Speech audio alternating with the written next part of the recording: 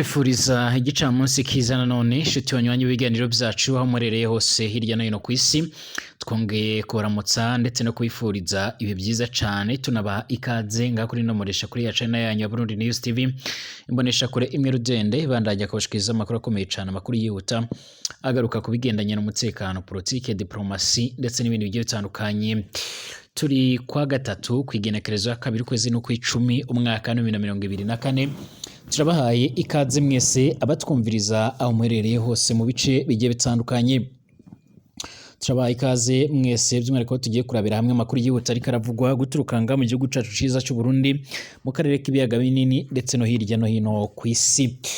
Dani jongo nkuru turaza kugenda turagaruka ngaha muri kino gihugu cacu ciza cy'umutekano cy'u Burundi by'umwihariko haravugwa ibibazo bigendanye n'umutekano mu gihe by'umwihariko inzego z'umutekano zikomeje gukora iyo bwabaga kugira ngo zuzuze ndetse zinakwiza umubare w'abasoda. Hari amakuru karavugwa rero by'umwihariko ko mu gisoda cy'u Burundi hoba hari kwarikangwa ibitero bikomakomeye cyane mu gihe hari amakuru akomeza kugenda aravuga ko by'umwihariko igihugu cy'u Burundi cyoba kiri mu bihugu byaragize uruhare mu gutuma by'umwihariko igihugu cya Kongo kirava muri gahunda yo guhangana ndetse no gusenya umari wa FDLR. Kugeza ubu ngubu rero bikaba bivugwa ko iki gihugu caramaze kugenda kirafatwa nk'umufatanyabikorwa by'umwihariko w'igihugu ca Kongo ku ruhande rw'u Rwanda, aho bivugwa ko u Rwanda rushobora kuba rwogaba ibitero mu gihugu cy'u Burundi mu rwego rwo kugira ngo by'umwihariko babashe kuba botanga agasopo ku gihugu cy'u Burundi. Amakuru kandi yihuta aravuga ko ngaha muri kano karere hashobora kuzibonekeza ingwano zikomakomeye cyane ukurikije ibyo twabandanyije kugenda turabashikiriza mu nkuru yacu yabanje, aho hari abasesenguzi bavuga ko igihugu cy'u Burundi ndetse n'icya Repubulika Iharanira Intwaro Rusange ya Kongo bakomeje kugerageza by'umwihariko kwifashisha ndetse bakaba bakomeje kugenda by'umwihariko baragerageza gukorana n'abagize uruhare ndetse n'abakomeje kugenda barashaka guhungabanya umutekano w'igihugu cy'abanyi cy'u Rwanda. Ibi kandi ni bimwe mu bintu bikomeza kugenda biratuma hirya no hino ku isi hariko haribonekeza ingwano. Kwikubitiro ingwano zimaze iminsi ziribonekeza biraturuka kuri aya matati ni nk'ingwano ziriko zirahuza igihugu cy'Uburusiya ndetse na Ukraine, aho Uburusiya bavuga ko by'umwihariko bwateye igihugu ca Ukraine kubw'umutekano wabo. Ni mu gihe igihugu ca Ukraine nacyo ni mu gihe igihugu by'umwihariko cya Israel nacyo gikomeza kugenda kiratera ibihugu bigiye bitandukanye birimo nka za Syria, birimo nka Libani, Irani ndetse by'umwihariko no mu bindi bice bigiye bitandukanye birimo nka Yemen, aho bavuga ko naho bahatera kubera umutekano. Hari abatajya umunwa bakavuga ko rero ibihugu birimo Kongo ndetse n'u Burundi bishobora kuba byo kwibasirwa n'ibitero bikomakomeye cyane, kandi ababivuga banagaragaza neza ko ibitero bya RDF bishobora kuzoba ari bibi cyane ndetse bikaba byanagira ingaruka nk'uko amakuru akomeza kugenda aradusumira. Amakuru kandi yihuta by'umwihariko akomeza kugenda aradusumira cyangwa se akomeza kugenda aradushikira muri uno mwanya nuko byaje gutuma igihugu cy'u Burundi nacyo cyongera gukaza by'umwihariko ingamba zigendanye by'umwihariko n'ubwirinzi. Amakuru ariko arava ku bice bigiye bitandukanye biriko birahanana imbibi n'igihugu c'abanyi cy'u Rwanda, biravuga ko hongerewe by'umwihariko ibikoresho bigiye bitandukanye ndetse bikaba binavugwa ko by'umwihariko abasoda bongeye kwisukiranya biganjemo ababarizwa mu mutwe udasanzwe bazwiho gutabara aho rukomeye mu nyuma yo kugenda babona ko by'umwihariko igihugu ca Repubulika Iharanira Intwaro Rusange ya Kongo kiba gikomeje kugenda kirinangira ibigendanye no kuba cyose nyumari wa FDLR. Ibi kandi ngo bishobora kubaza kwa kwegera ibihe bidasanzwe. Ngaha mu gihugu cy'u Burundi kandi hari imvura yamaze kugenderagwa ikaba yaje kugenda irahitana ubuzima bw'abatari bakeya ndetse by'umwihariko amashuri aza kugenda arasambuka kubera imvura ndetse n'umuyaga mwinshi byari biri muri iyo mvura. Ibi bikaba biratuma rero abanyeshuri bari bamaze iminsi mike baratanguye ibikorwa by'amashuri umwaka w'amashuri wa 2024-2025 utabasha gushyirwa mu ngiro neza nk'uko biriko biribonekeza. Turagaruka ku yandi makuru akomeje kugenda aravugwa by'umwihariko muri Repubulika Iharanira Intwaro Rusange ya Kongo, hariho haravugwa amakuru menshi cyane.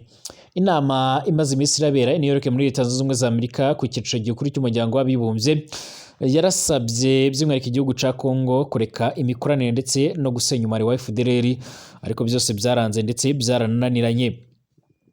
Ni mu gihe Leta Zunze Ubumwe za Amerika zamaze kugenda zirayishura ndetse zinatangaza ko ziri mu bafashije by'umwihariko igisirikare ca Israel mu gushwanyaguza cyangwa se by'umwihariko mu gutuma ibitero bikomakomeye cyane. Misile zivuga ko zishika ku 180 zaraswe ziraturuka mu gihugu ca Irani zazigambiriwe kuba zokwerekezwa hano muri Tel Aviv mu gihugu ca Israel abivuga ko by'umwihariko zitabashije kuba zohashika. Amakuru kandi yihuta adafise ivumbi by'umwihariko aturuka mu gihugu ca Iran akavuga ko icyo gisoda ca Iran cyamaze kugenda cyo kiratangaza ko by'umwihariko hafi 90% by'intego z'igitero cyabo by'umwihariko zamaze kugenda ziragerwaho, ariko kandi hari n'abandi bakomeza kugenda baragaragaza ndetse banavuga yuko by'umwihariko ibyakomeje kugenda biba cyangwa se ibyaje kugenda biraba Israel yaje kugenda iratangaza by'umwihariko yuko kuko hagiye kuba amakuba akomeye cyane, hagiye kuba ibintu bikomeye cyane, ndetse abatari bakeya bakabashimangira ko umuriro waba ugiye kwaka. Amakuru kandi yihuta adafise ivumbi akomeza kugenda aradusumira cyangwa se akomeza kugenda aradushikira muri uno mwanya, akaba ariko ashimangira ko umushikiranganje wa mbere wa Israel bwana Benjamin Netanyahu yahise by'umwihariko atanguza, ndetse akaba yahise atangaza ndetse anagaragaza neza yuko by'umwihariko hahise harakugwa inama karundura, inama ikomeye cyane, inama iraza kugenda irafatirwamo icyo twakwita by'umwihariko iyindi myanzuro ikomakomeye cyane. Ndabaye ikaze mwese rero shiti wanywanyi ibiganiro byacu muherereye hose hirya no hino ku isi, reka twizere ko mumeze neza cyane. Niba ari ubwa mbere ushitse ngaha by'umwihariko kuri Burundi News TV mbonesha kuri mwe rudende bandanya kubashikiriza amakuru akomeye cyane, amakuru yihuta adafise ivumbi agaruka kubigezweho mu mutekano, politike, diplomasi ndetse n'ibindi bigiye bitandukanye. By'umwihariko ndaguhaye ikaze abatwumviriza by'umwihariko baherereye mu bice bigiye bitandukanye, mwese turabahaye ikaze. Abatwumviriza by'umwihariko baraherereye mu gihugu cacu ciza c'u Burundi mu bice bigiye bitandukanye, mwese reka tuyifurize ibihe byiza cyane. Abari mu gisagara ca Bujumbura ndetse no mu bindi bice, mwese turabifuriza kumererwa neza cyane. Nimba ari ubwa mbere ushitse ngaha rero by'umwihariko reka nkubwire ngo uwo twumviriza kandi uri mu bihugu by'ababanyi birimo izanga mu karere k'ibiyaga binini mu burengero bwa Afurika, umanuka bwa Afurika ndetse na Afurika yo hagati, n'abari by'umwihariko ku mugabane w'Uburaya, Aziya, Australia, Amerika ndetse n'ahandi hose, mwese turabahaye ikaze by'umwihariko aho tugiye kurabira hamwe iryo donido ry'amakuru akomakomeye cyane. Amakuru kandi yihuta akomeza kugenda aradusumira. Amakuru yacu reka tuyatangurire ngaha mu gihugu cacu ciza c'u Burundi. Amakuru akomeza kugenda aradusumira akavuga ko mu gisoda aho bahamaze kugenda hagaragaramo ikikango gikomakomeye cyane, mu nyuma yuko ubutasi bw'igisoda c'u Burundi bwamaze kugenda buramenya neza yuko by'umwihariko bashobora kuza guhura n'akaga gakomeye cyane, cyangwa se bashobora kuza guhura n'ibitero bikomakomeye cyane nk'uko amakuru akomeza kugenda aradusumira. Hari bamwe rero by'umwihariko mu begereye igisoda c'u Burundi bavuga ko hoba hamaze kugenda aramenyekana yuko hari umugambi ushobora kuzagabwaho ibitero ku gihugu c'u Burundi, ndetse by'umwihariko hakiyongeraho n'igihugu ca Repubulika Iharanira Intwaro Rusange ya Kongo. Hari bamwe kandi bakomeza kugenda baragaragaza ndetse baranerekana neza yuko by'umwihariko ibintu bikomeje kugenda biribonekeza, cyangwa se ibintu bikomeje kugenda biragaragara ari ibintu bikomeje kugenda biratera ubwoba, ndetse abatari bakeya bakaba bavuga ko mu gihugu c'u Burundi by'umwihariko General Major Evariste Ndayishimiye ibintu ariko arakora ndetse na operation yagerageje kuba yokora mu gihugu ca Kongo ari zimwe mu zishobora kuza kumukwegera ibihe bikomakomeye cyane. Ni mu gihe amasesenguzi bavuga ko igihugu c'u Burundi cyamaze kugenda kiragwa mu mutego ukomeye cyane w'igihugu ca Repubulika Iharanira Intwaro Rusange ya Kongo, ndetse abatari bakeya bakaba bakomeza kugenda barashimangira ndetse baranagaragaza neza yuko by'umwihariko bafise impungenge mu nyuma y'uko Burundi bwamaze kugenda buragwa mu mutego, mu gihe igihugu ca Repubulika Iharanira Intwaro Rusange ya Kongo cyashukishije amahera igihugu c'u Burundi kugira ngo cyoherezeyo abasoda.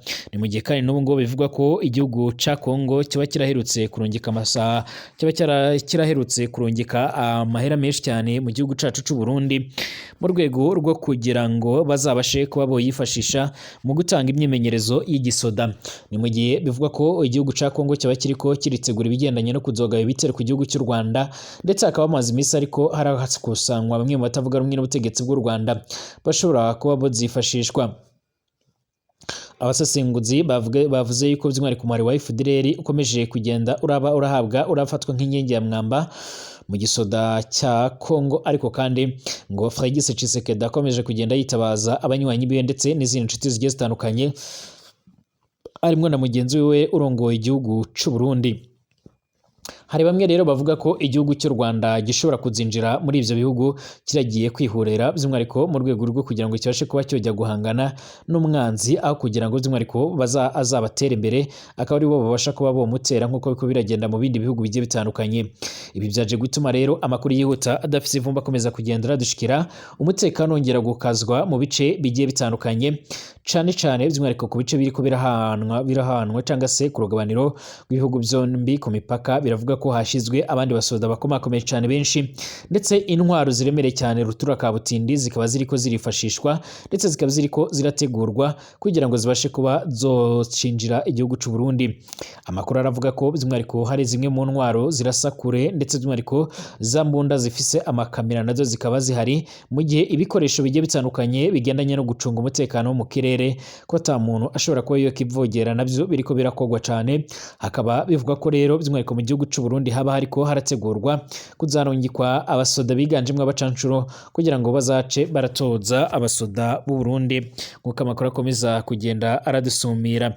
Abatari bakeya kandi barakomeza kugenda barashimangira ndetse bakanagaragaza neza yuko by'umwihariko batewe impungenge n'ibintu bishobora kuzakwegera abanyagihugu, ndetse by'umwihariko n'ibintu bishobora kuzagira n'ibintu bishobora kuzaba by'umwihariko n'ibintu bishobora by'umwihariko kuzaba ku banyagihugu nk'uko amakuru akomeza kugenda aradusumira.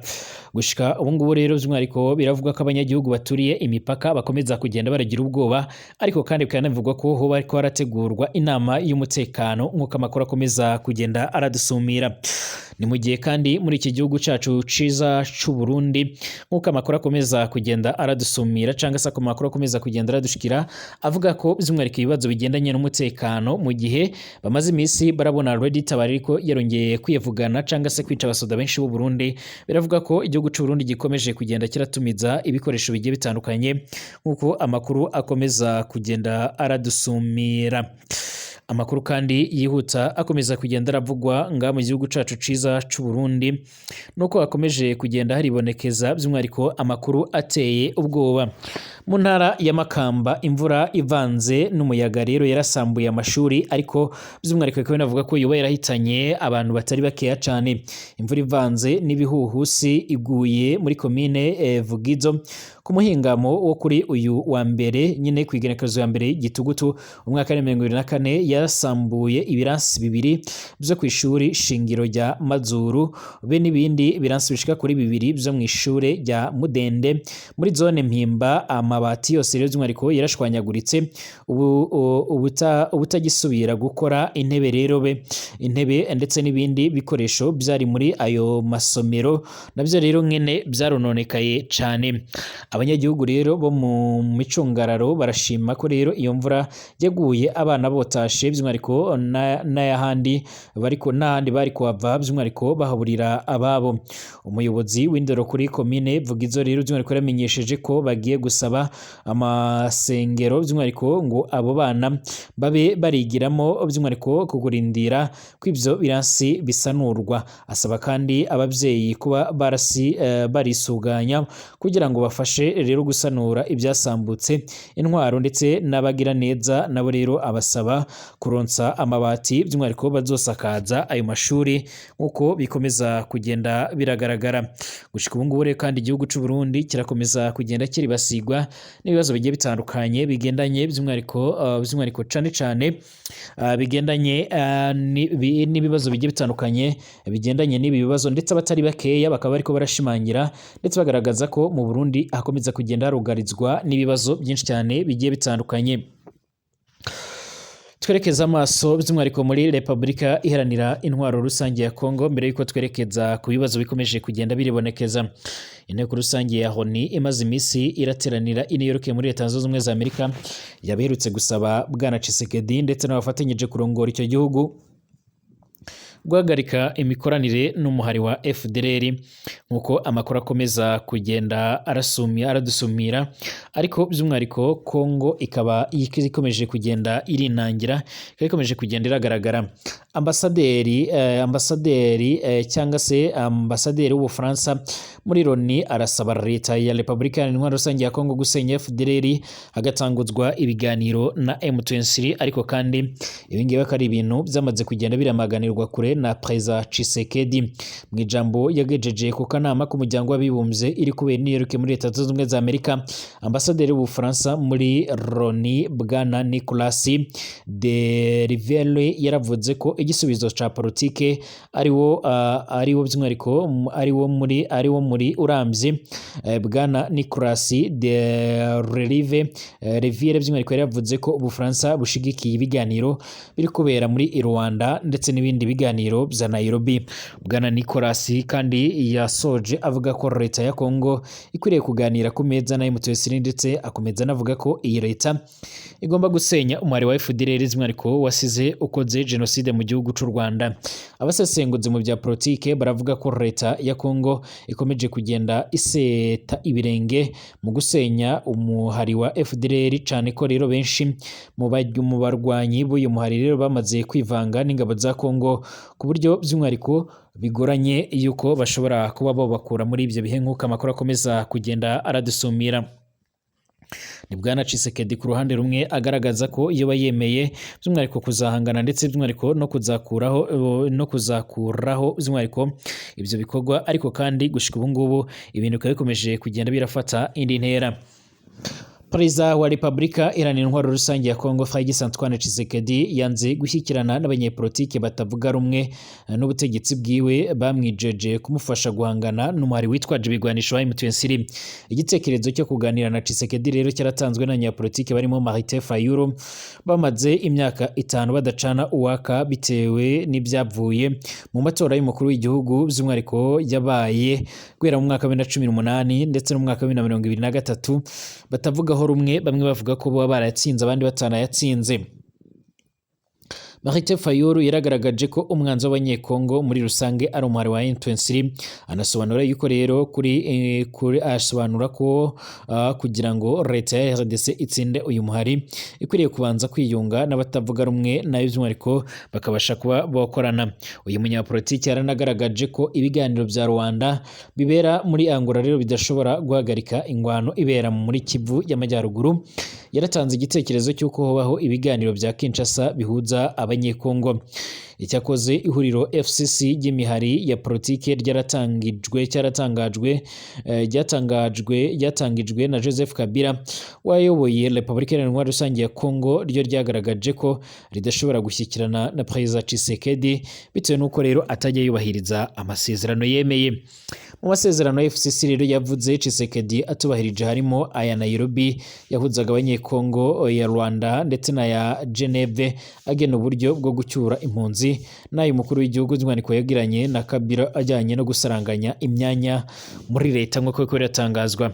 Perezida Tshisekedi ari mu ruzinduko muri Hongria by'umwihariko guturuka kuri wa mbere ukwakira umwaka wa 2024. Yabajijwe niba rero yiteguye gushyikirana n'abanyepolitiki barimo Martin Fayulu maze asubiza ko igihugu kitari mu bihe bidasanzwe bya politike ku buryo rero by'umwihariko hobaho ibiganiro bigendanye no gushyikirana n'abo bategetsi.